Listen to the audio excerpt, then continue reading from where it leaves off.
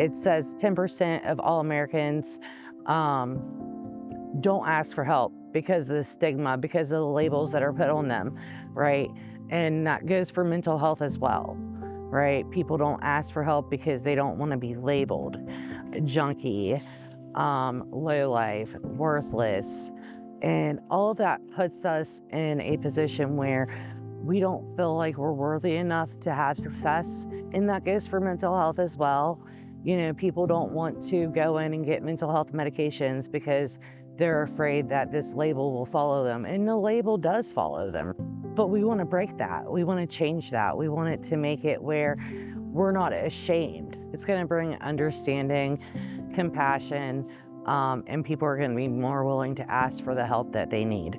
One of the hardest things to do is ask for help. And if you got people telling you that you're not worth it or that you're a low-life junkie, you know, those things hurt.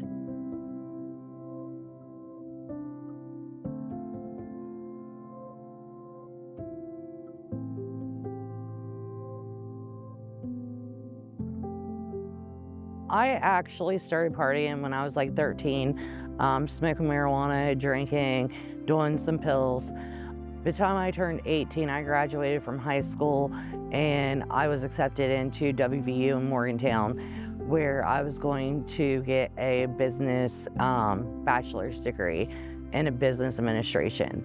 I went to Morgantown and I got into cocaine. I did cocaine for a few years, and I think it was like 2 years I was up in Morgantown.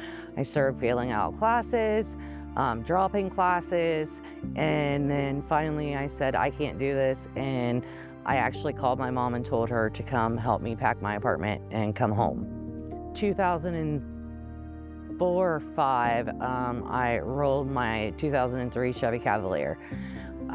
My back is messed up and I went to the doctor and got MRIs and all the testing and all this done. And the doctor handed me 120 baby Percocet 7.5s. All right, and I got these monthly. And this happened for like 2 years. When everything went down with the doctors getting arrested and had to stop prescribing pain medicine and all of that, I went to the streets, right? I wanted relief. And I was told, you know, here's some heroin and it's gonna make you feel better than any pain pill that you've done. And I was like, okay, let me try it, you know, and I did. And I found my love, right? I absolutely fell in love with heroin. I have 3 kids. At the time that I tried heroin for the first time, and I decided that the best thing for them was to go to my mom's house. So I took them to my mom's house and dropped them off and told her I couldn't do it. And thank God for my mom. She absolutely took care of my children, right? For the next 6 years, it was chaos. You know, I did some horrible things that I'm not proud of. In 2017, I was arrested and charged with 6 felony charges, was indicted on. Court was saying 7 to 75 years in prison. Before this, I had 19 misdemeanor charges. Didn't realize what a menace to society I was becoming. But when I got arrested for that felony charge, they took me to the regional and I spent 10 days laying on the floor detoxing. That's the worst horrible detox that I ever had. I was indicted on my charges and had to go answer my indictment. That was one of the scariest moments in my life. And I'm talking to my attorney and my attorney's like, listen, you're already in recovery. We can probably get you drug court. So if you're willing to do drug court, we'll see if we can get a plea. And we'll plea it down to 1 felony charge, 1 to 15.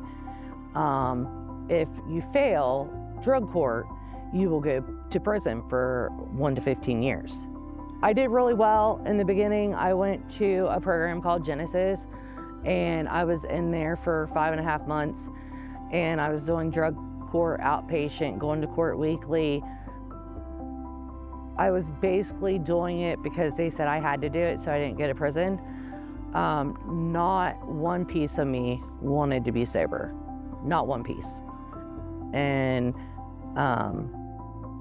yeah, so I relapsed. So I get in the courtroom and everybody else goes before me, and I'm the last person to go because I'm in oranges and shackles. And I get up there and I'm talking to the judge, and we have this conversation for like 5 minutes. And at the end of the conversation, he asks, "Are you clean and sober?" And you say yes or no. And if you say yes, you walk away and everybody claps, right? In that moment, I got honest. In that moment, I decided to tell the truth. So I was sent back to the regional. So I ended up spending 2.5 weeks in jail. And when I got back out, Brenda was the house manager at the fellowship home, and she sat on drug court treatment team. And she said, "Sarah, orange is not your color, and you look miserable. I have a bed if you want it." Ugh. Okay. I graduated drug court. It probably took me about 13 months. It's a 12-month program, just so you know. And I started working as a peer recovery support specialist for the quick response team of Wood County at Westbrook Health Services. That is when my passion to advocate and to make change happen started. It's about building rapport, building the trust, and then getting the person to where they need to be.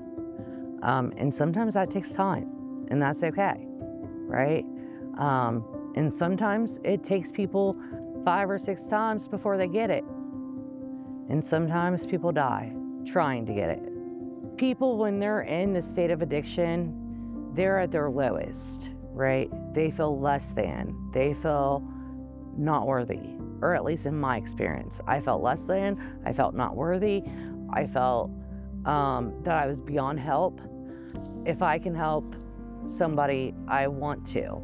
Like, I keep what I have by giving it away. I think it's very important, and I think people are worth it. You know, I definitely feel that I was worth it. You know, I'm sitting here, I'm just getting ready to be a therapist. I'm a productive member of society. I sit on multiple boards. Someone says, "Sarah, can you help me do this?" Absolutely. When and where, what time? Because I was taught showing up and helping is what recovery is.